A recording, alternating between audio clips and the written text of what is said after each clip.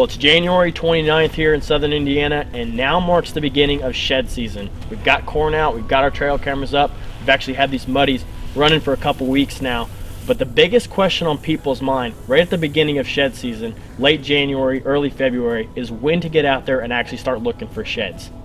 And to help answer that main question, we have two different properties that we're going to take you along with us. We're going to talk about the tools, the techniques, and the tips to help us determine exactly when we're actually going to start hitting these properties and shed hunting.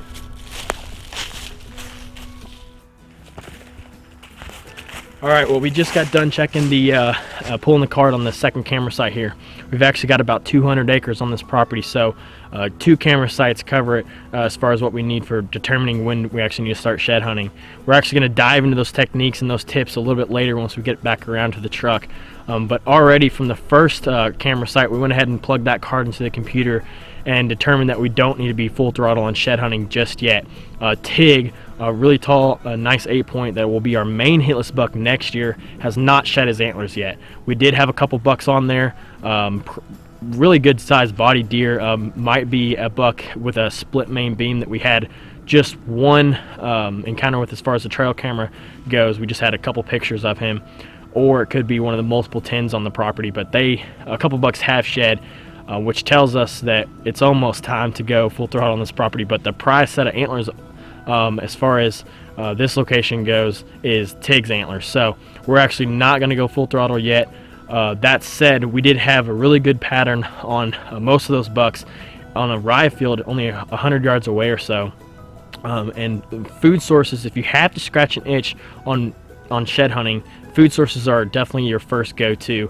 They're the obvious locations where you find sheds the most, and you can also get away with shed hunting midday on those food sources depending on how close those bedding areas are and not bother a whole lot. And you can pick up those obvious ones that if anybody is trespassing on your property or anybody else, you're just trying to beat them to the antlers, you can get away with actually doing that first and going ahead and picking up those obvious ones. So there is a little bit of snow on the ground, so it might be a little hard, might be a little bit difficult, but we're going to go ahead and circle back around, hit that rye field, just try to get some obvious ones if there is any out there, and then circle back around to the truck, check this card on this camera site, and then talk a little bit more about those techniques, what we're setting these cameras on, and how we're determining when we should actually start shed hunting.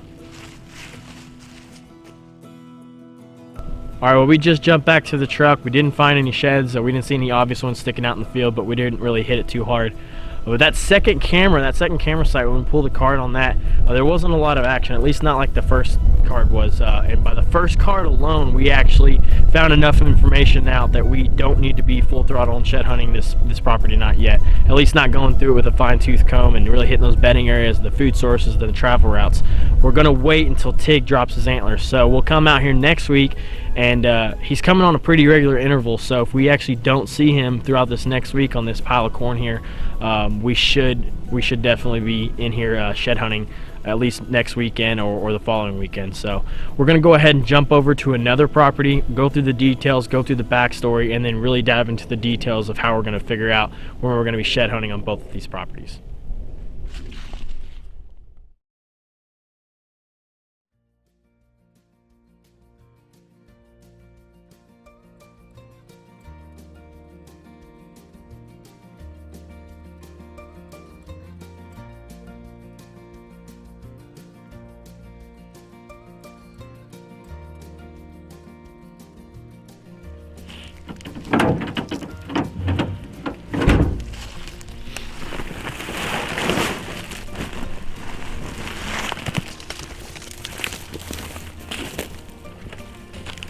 Well, we just got done pulling the cards on this property. We're on our second location, and this is the property where our big story for the whole season was on. We had 3 hitless bucks on this particular property. Leroy, real giant, nice mature buck. Dub, which was our main focus for the entire year just because he was so killable. He had shown himself so many times, so many different trail cameras. He was always around. We had several encounters with him. He was definitely the main focus, and we also had Blade, another deer that showed himself quite a bit. And those are definitely the deer that we are really trying to focus on as far as getting their sheds. The Dub especially, and Leroy especially. There's also a couple more deer. We have Towers. He's also another buck buck that showed himself quite a bit during the late season. But those are the deer that we're focusing on. And actually on these 2 card pulls, we saw that a lot of the deer, not those specific bucks, but a lot of the deer had, just in the past couple days, just recently lost one side of their antler. So we're not going to go full throttle on this property just yet, but it's getting close for both properties. So this trail camera intel is telling us quite a bit, which brings us to the fine details of how we're actually determining this, what we're putting these cameras on, and how you can determine when you need to start shed hunting on your property. Now we're actually setting these trail cameras up just like we would for a trail camera survey. In fact, you could actually be running a trail camera survey during the exact time that you're trying to figure out when to start shed hunting. But that original research for the trail camera survey was done in order to get a deer census on your property. Basically gather any and all the deer that are utilizing the property and put them in front of a trail camera. And if you think about it, and if you think about trying to determine when to start shed hunting as far as how many bucks have shed, that's really exactly what you're trying to do. You're trying to put out enough cameras over enough bait sites to get every single buck that is in the area to, one, figure out which hitless bucks have survived and whether or not your hitless buck has shed or not, and to get a general idea of how many bucks are still holding before you actually go out and start hitting those good spots.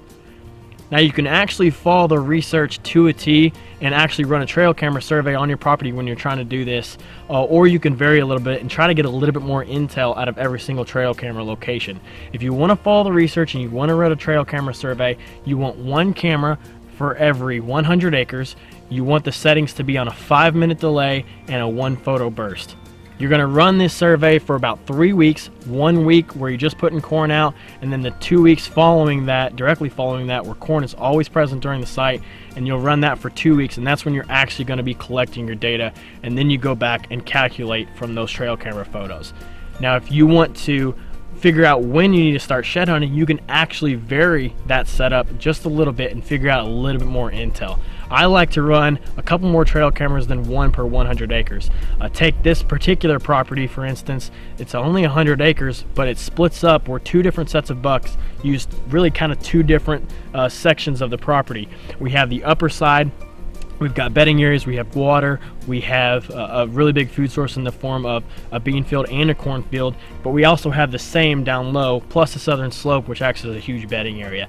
And really we've seen deer kind of split up between the 2 sections of the property, so it calls for a little bit more, a little heavier trail camera density, 2 or even 3 trail cameras spread across this property to really start figuring out the information that we need. For the settings for those cameras, I'm actually going to put these cameras on the 5-minute delay, just like the research, but actually a 3 photo burst, or in the case of the muddies, I can go up even a little bit higher and get as many angles as I can every single time a deer or a buck steps in place, really to identify first off which buck it is, but also identify that pedicle, because it can be sometimes real hard, especially on these bait sites, to figure out if it's a doe in front of the camera or a buck after they start shedding. So you can set these cameras up 2 ways and figure out the same information. You can either set up a trail camera survey and actually run calculations and figure out the population on your property, or you can just simply set the cameras up, figure out which bucks survived, and get a little bit more pictures of every single deer that come in, and actually identify those bucks and when they're shedding. Both ways will get you the information that you need. One's just a little bit easier in telling the bucks, and one's easier just actually running that population and getting those calculations according to what the research was set with. But for the time being, we actually think we're about a week or 2 away from going full throttle and really shed hunting these properties, getting a big group of people out here. We're still waiting on a couple bucks to show up, and actually shed their antlers too. We do have quite a bit of bucks already shedding, or shedding one side, but a lot are still holding, and that is to be expected. We also don't have the ideal weather right now. There's a lot of snow on the ground, makes it real hard to actually shed hunt, but we actually don't want to be pushing these deer out of the bedding areas, out of the food sources. We want, while they're still holding, to be on this property. So we're still a week or 2 away, and you might be as well, but get these trail cameras out, put them on the settings that you desire, and figure out when you need to start shed hunting, because the general doesn't describe your particular location. You need to figure out exactly when that hitless buck is actually shedding.